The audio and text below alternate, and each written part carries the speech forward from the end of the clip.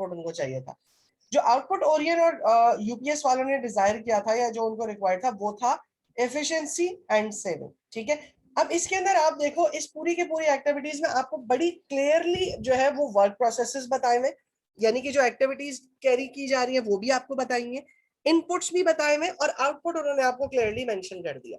अब सबसे पहले देखो, अगर हम यूपीएस की बात करें तो उन्होंने यूपीएस के अपने टारगेट्स बताए हुए, like it's a tangible product, या ये आपकी जो है वो डिलीवरी के जो कंपनी है उसके जो है वो काम कर रहा होता है।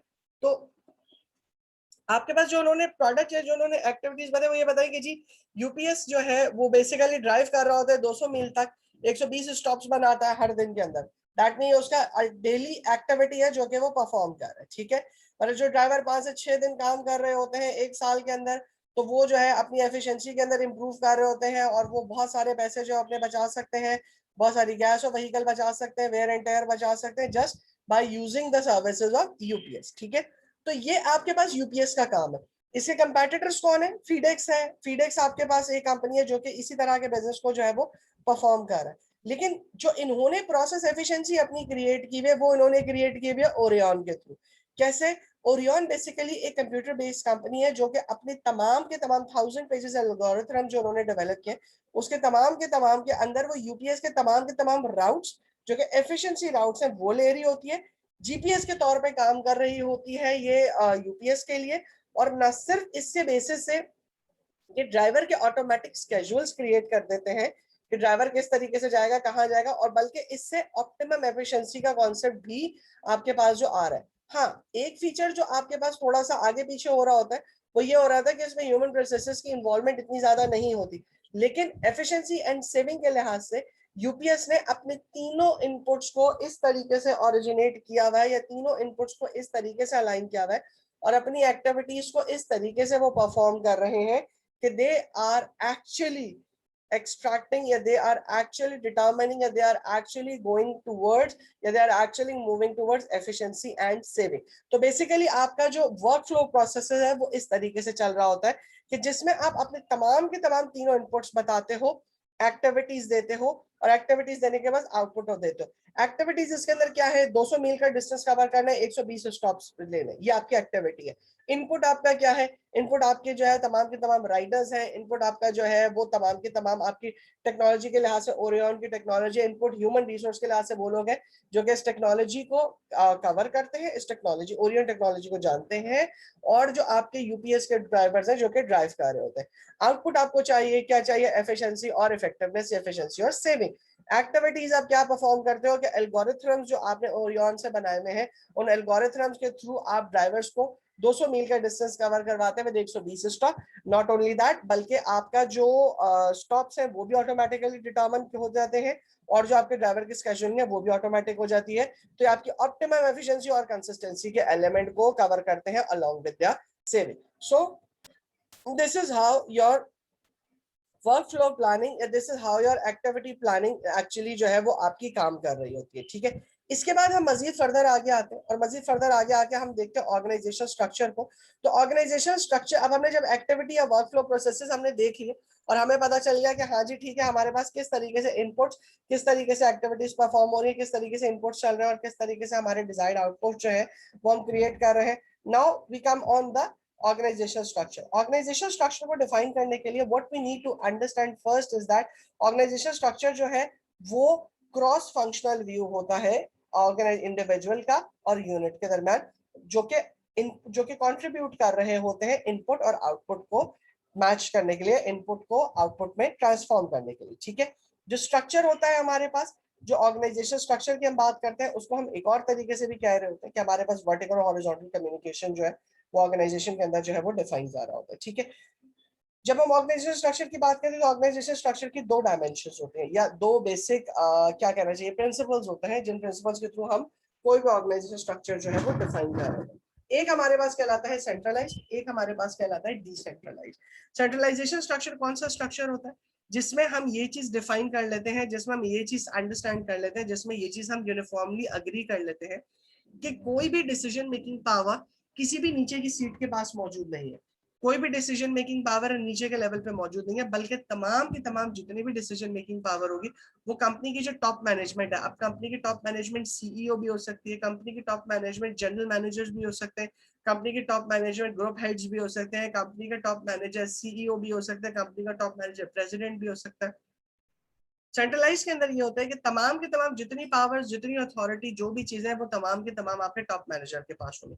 मोस्टली जो हमारे पास सेंट्रलाइज स्ट्रक्चर होता है उसमें हम कम्युनिकेशन का फ्लो जो लेते हैं वो most of the times top to bottom होता है, top to bottom to top होता है, सॉरी बॉटम टू टॉप क्यों होता है, क्योंकि तमाम के तमाम नीचे के लोगों को सीईओ की तरफ देखना पड़ता है और सीईओ की तरफ देख के सीईओ से डिजायर्ड वेट करना होता है कि सीईओ हमारे डिजायर्ड अप्रूवल्स देगा, ये सीईओ हमें हमारा डिजायर्ड जो है वो अग्रीमेंट करेगा, तो ही हम जो है वो उसको एक मिनट रुको बेटा।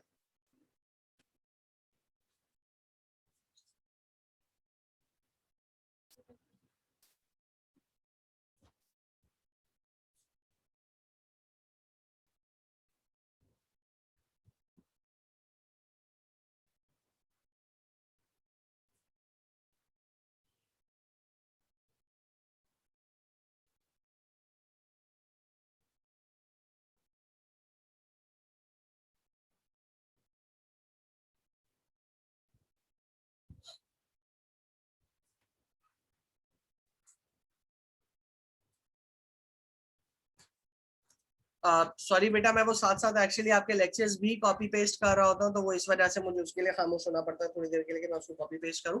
खैर, getting back to the topic, dimension analysis के अंदर क्या होता है कि हम दो चीजें देखते हैं। एक हमारे पास सेंट्रलाइज्ड अप्रोच होती है, जो अभी मैंने आपको बताया कि सेंट्रलाइज्ड अप्रोच में क्या होता है कि तमाम के तमाम हम जो हमारा जो डिसीजन मेकिंग होता है वो एक लेवल के ऊपर या एक पर्टिकुलर टॉप के ऊपर जो है वो हमारा क्लोज हो जाता है। दूसरी अप्रोच हमारे पास डिसेंट्रलाइज्ड अप्रोच होती है। डिसेंट्रलाइज्ड अप्रोच को हम डेलीगेशन ऑफ अथॉरिटी भी कहते हैं। डेलीगेशन ऑफ अथॉरिटी क्या कहती है? डेलीगेशन ऑफ अथॉरिटी ये बात कहती है कि जी जो आपका मैनेजर है या जो आपका वर्क प्रेसिडेंट है वो सारी की सारी अथॉरिटी अपने पास नहीं रखता। वो क्या करता है, वो अपनी अथॉरिटी नीचे दे देता है। लाइक उसके नीचे अगर जनरल मैनेजर्स हैं तो उनके पास कुछ अथॉरिटी है, उनके नीचे जनरल मैनेजर्स के नीचे आपके पास मैनेजर्स हैं, मैनेजर्स के पास कुछ अथॉरिटी है, मैनेजर्स के नीचे डिप्टी मैनेजर्स है, डिप्टी मैनेजर्स के पास कुछ अथॉरिटी है, डिप्टी मैनेजर के नीचे असिस्टेंट मैनेजर है, उनके पास कुछ अथॉरिटी है। इन शॉर्ट ऊपर से लेके नीचे तक अथॉरिटी डेलीगेट हुई भी होती है।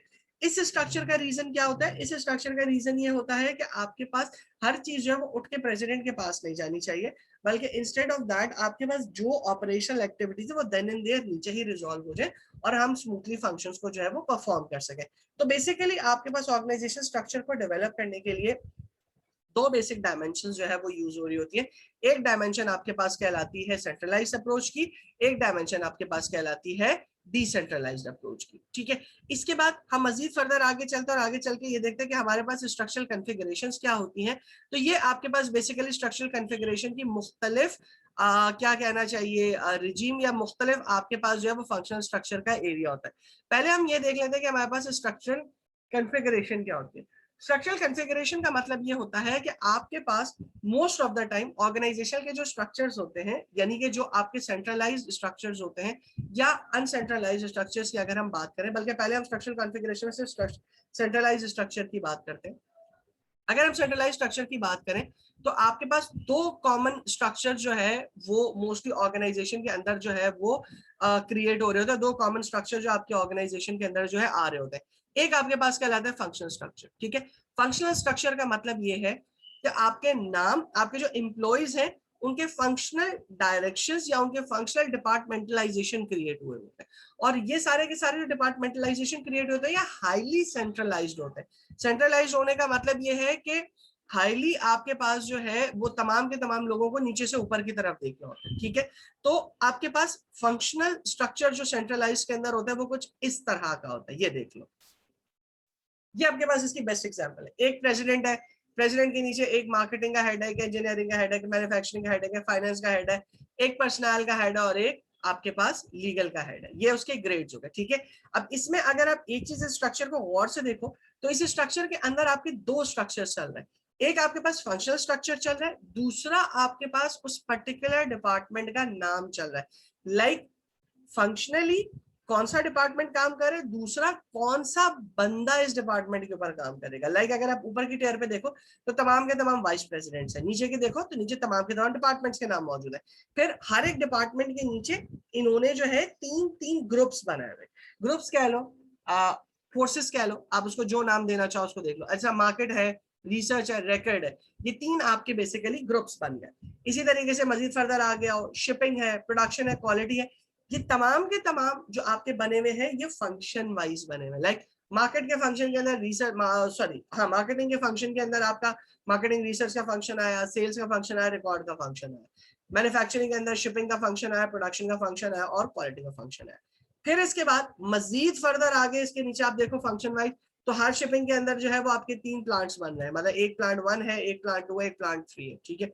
अब हर एक प्लांट के अंदर मजीद फर्दर आगे क्या है, आपने लाइन सुपरवाइजर्स दिए हुए, इसको आप लाइन मैनेजर्स भी कह सकते हो या आप लाइन सुपरवाइजर्स भी कह सकते हो। एक प्लांट में मिसाल के तौर पे 4 लाइन सुपरवाइजर्स है। अब 4 लाइन सुपरवाइजर्स के अंदर हर एक सुपरवाइजर के अंदर असेंबली वर्कर्स, असेंबली वर्कर से मुराद है वो जो कि असेंबली लाइन या प्रोडक्शन यूनिट के अंदर काम करते हैं। ये आपके पास टोटल फंक्शनल बेस्ड स्ट्रक्चर है जो कि टोटली क्रिएट किया गया है सेंट्रलाइज्ड बेसिस के ऊपर, ठीक है। मजीद फर्दर आगे आगे इससे बात करें तो इसके अंदर हमारे पास इसकी जो है वो दी हुई है, स्ट्रेंथ दी हुई है, वीकनेस दी हुई है, इसके अंदर और ये दी हुई है कि जी मिसाल के तौर पर अगर हम इस स्ट्रक्चर की बात करें तो इसमें स्पेशलाइजेशन की बात करते हैं। सब स्पेशलाइजेशन का मतलब ये है कि तमाम के तमाम लोग अपने एरिया के स्पेशलिस्ट होते हैं, ठीक है। कोई भी हम डिपार्टमेंट की बात करें तो डिपार्टमेंट जो है वो best in organisation as a whole की अगर हम बात करें तो डिपार्टमेंट जो है वो टोटली फंक्शनल होता है, टोटली अपने एरियाज के ऊपर देखता है, उसको किसी दूसरे के ऊपर रिलाई नहीं करना होता, बल्कि वो अपने फंक्शंस खुद ही परफॉर्म करता है और परफॉर्म करके अपने बॉस को देता है और बॉस आगे अपने अपने बॉस को देता है। फिर इसके बाद जो आपके कॉन्फ्लिक्ट्स होते हैं इसके अंदर वो इतने ज्यादा नहीं हो पाते हैं, कॉन्फ्लिक्ट्स आपके जो है वो नॉर्मल चलते हैं, कोई बहुत ज्यादा नहीं होते। और चूंकि आपके पास जो सेंट्रलाइज डिसीजन मेकिंग होती है तो इसलिए आपका जो डिसीजन मेकिंग, जो डिस्प्यूट्स अगर होते हैं या अलग अलग कोई इशू होते हैं तो वो आपके इजीली रिजॉल्व हो जाते हैं, ठीक है। इसके बाद मजीद फर्दर आगे हम आते हैं और हम आगे आके देखते हैं तो जो सेकंड कॉमनली जो एक तो हमने फंक्शनल बात की सेंट्रलाइजेशन में, दूसरा जो सेकेंडली कॉमन कॉन्फ़िगरेशन यूज की जाती है वो डिविजनल स्ट्रक्चर होता है। अब डिविजनल स्ट्रक्चर से मुराद क्या, डिविजनल स्ट्रक्चर से मुराद ये है कि आपकी डिविजनल डिपार्टमेंट्स बनाए जाते हैं। डिविजनल डिपार्टमेंट्स का मतलब ये होता है कि इसमें आपकी जो लेवल ऑफ सेंट्रलाइजेशन होती है वो थोड़ी सी कम होती है कंपैरेटिव टू फंक्शनल के मुकाबले में। क्यों कम होती है, क्योंकि इसमें सेमी ऑटोनोमस कह लो, सेल्फ सफिशिएंट कह लो, ऑर्गेनाइजेशंस अपनी जो है वो काम कर रही होती है। सेमी ऑटोनोमस और सेमी ऑटोनोमस और सेल्फ सफिशिएंट जो ऑर्गेनाइजेशंस होती है उसका मतलब क्या है, उसका मतलब यह है कि आपके पास कंपनी कुछ इस स्ट्रक्चर के ऊपर काम कर रही होती है। आपने पीछे वाला स्ट्रक्चर देखा, अब आप ये वाला स्ट्रक्चर देखो। इन दोनों स्ट्रक्चर्स के अंदर अगर आप देखो तो उसके अंदर आपकी ऊपर से नीचे तक एक लंबी सी हिरार्की चल रही होती है। लेकिन अगर आप यहाँ पे देखो तो यहाँ आपकी हिरार्की उस तरीके से लंबी नहीं चल रही होती, लेकिन आपकी हिरार्की यहाँ पे अलाइंड होती है, छोटी होती है बट अपनी वर्किंग के लिहाज से होती है। लाइक अगर मैं डिविजन स्ट्रक्चर की बात करूँ तो इसमें क्या हो रहा होता है, आपके डिविजन बने हुए होते हैं।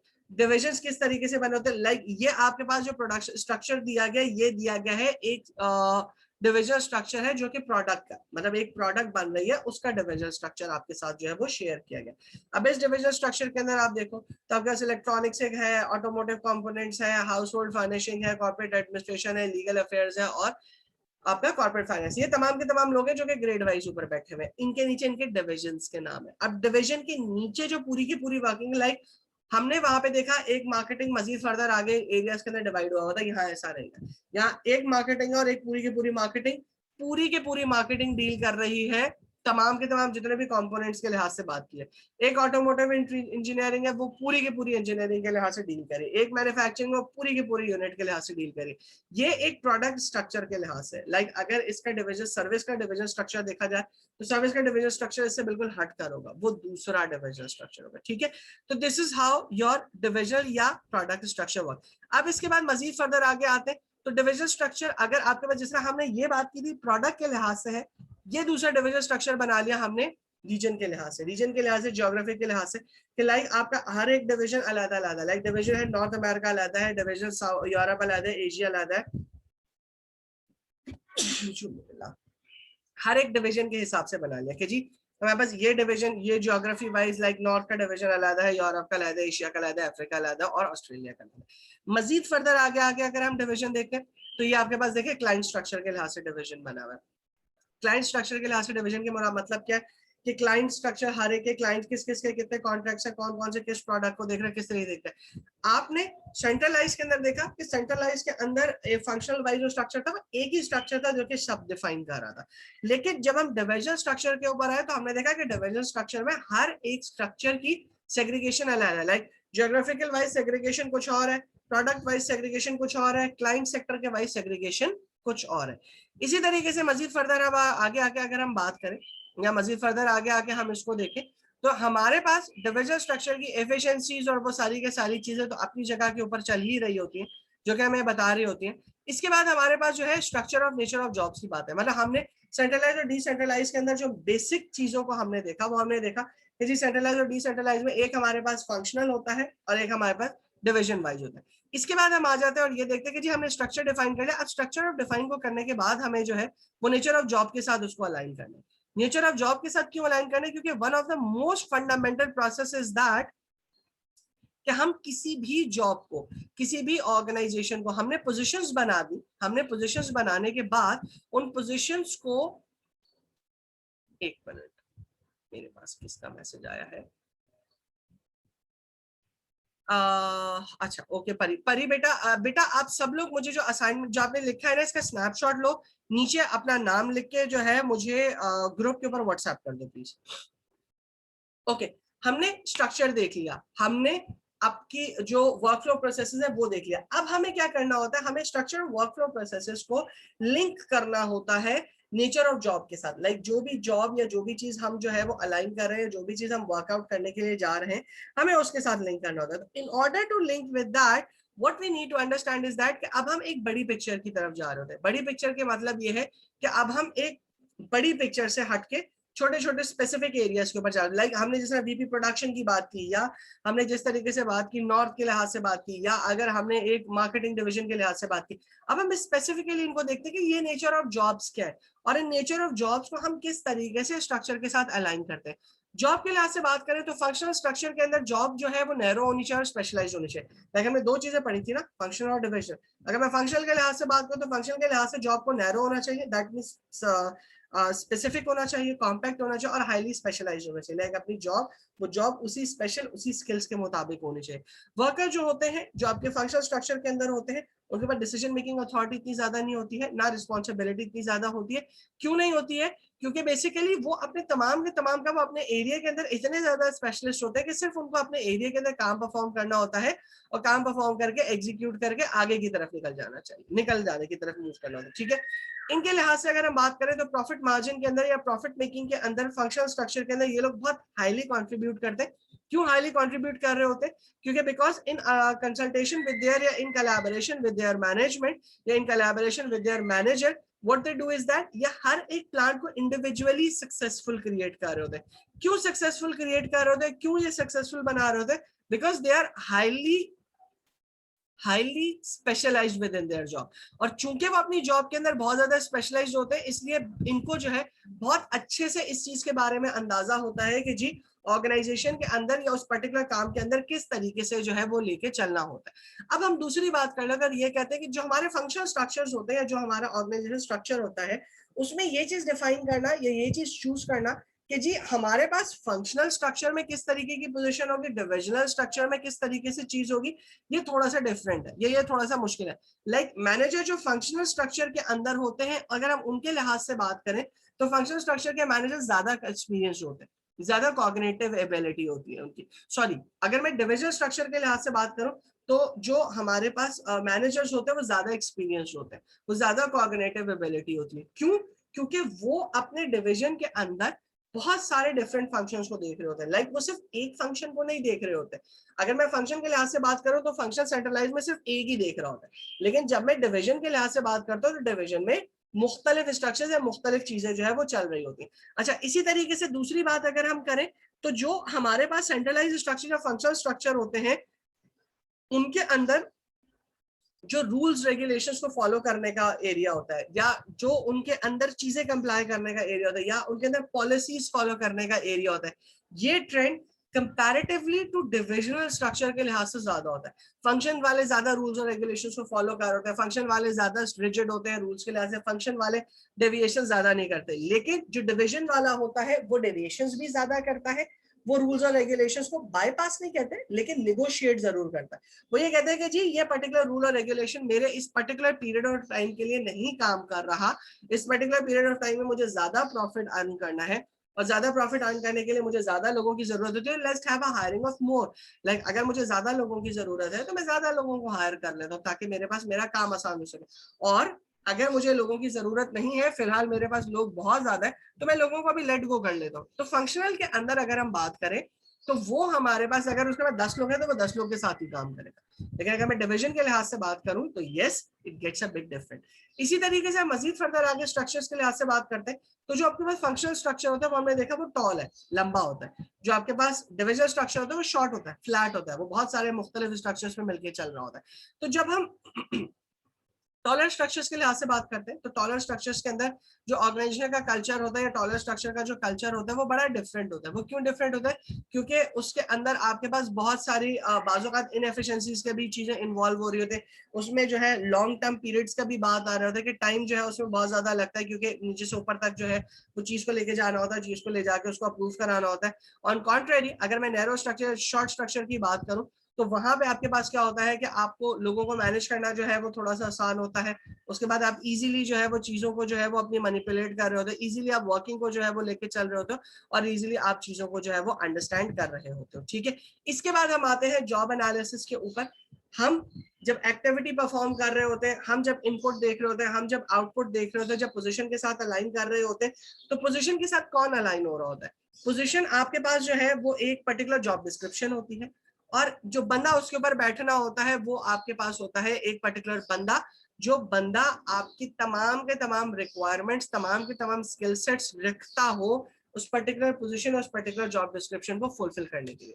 तो ये जो कॉम्बिनेशन होता है या ये जो गैदरिंग होती है ये आपके पास जॉब एनालिसिस कहलाता है। जॉब एनालिसिस के अंदर हम स्पेसिफिकली अगर देखते हैं तो जॉब एनालिसिस रेफर कर रहा होता है उस प्रोसेस को जिसमें आप डिटेल इन्फॉर्मेशन ले रहे होते हो जॉब के लिहाज से। जॉब के लिहाज से डिटेल इन्फॉर्मेशन लेने का मतलब ये आप उस पूरी की पूरी जॉब की जॉब डिस्क्रिप्शन क्रिएट करते हो, सिग्निफिकेंस क्रिएट करते हो, ग्रेड क्रिएट करते हो कि जॉब के ऊपर कौन सा ग्रेड होगा, जॉब फैमिली क्रिएट करते हो कि वो किस फैमिली से क्रिएट होगा। अच्छा, अब जो मैं ये बातें कर रहा हूँ ये तमाम की तमाम वो बातें हैं जो कि आपके फंक्शनल और जो कि आपके डिविजनल स्ट्रक्चर को कंबाइन करके करती है। लाइक मिसाल के तौर पर अगर मैं जॉब डिस्क्रिप्शन की बात करता हूँ तो सबसे पहले जॉब डिस्क्रिप्शन में डिफाइन किया जाता है पोजीशन। जो पोजीशन होती है वो पोजीशन या जो डिपार्टमेंट होता है वो चाहे आपका फंक्शन हो चाहे आपका डिविजन हो, इट स्टेज सेम। ठीक है, वो डिफरेंट नहीं होता। ग्रेड भी दोनों में सेम होता है, लाइक आप ग्रेड अपनी मर्जी से डिफाइन कर रहे होते हैं। इसके बाद जो रिपोर्टिंग लाइन होती है यस वो डिफरेंट होती है। रिपोर्टिंग लाइन किस तरीके से डिफरेंट होती है? फंक्शन में वो आपके मैनेजर के पास होगी, डिवीजन में वो आपके डिवीजन के पास होगी। फिर इसके बाद आपका एक जॉब कोड होता है। जॉब कोड क्या होता है? वो बेसिकली उस पोजीशन का कोड होता है जो डिफाइन करता है कि ये पोजीशन कहाँ पार करती है। कहाँ पार करने का मतलब ये है कि अगर हमारे पास फंक्शनल स्ट्रक्चर है, लंबा स्ट्रक्चर है, तो उसमें मुख्तलिफ टेयर्स है, मुख्तलिफ स्टोरीज है, मुख्तलिफ फ्लोर है।